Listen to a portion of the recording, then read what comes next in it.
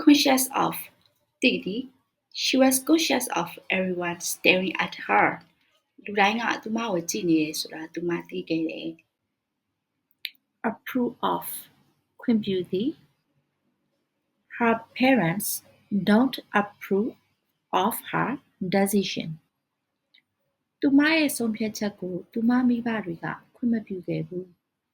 composed of ဖွဲ့စည်းထားသည် The committee is composed of 10 members ဒီကော်မတီကအဖွဲ့ဝင်10ဦးနဲ့ဖွဲ့စည်းထားတယ် conceive of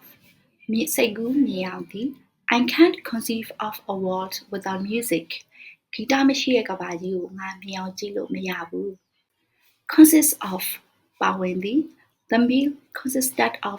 rice and vegetables ဒီဟင်းပွဲမှာစံဟင်းသီးဟင်းရွက်တွေပါဝင်တယ် convict of ပြစ်ဒဏ်စီရင်ခံရတယ် He was convicted of theft သူဟာခိုးမှုနဲ့ပြစ်ဒဏ်စီရင်ခံခဲ့ရတယ် despair of မျှော်လင့်ချက်မဲ့တယ် He despair of finding help သူဟာအကူအညီရဖို့မျှော်လင့်ချက်မဲ့နေပြီ dream of အိမ်မက်မက်သည် I dream of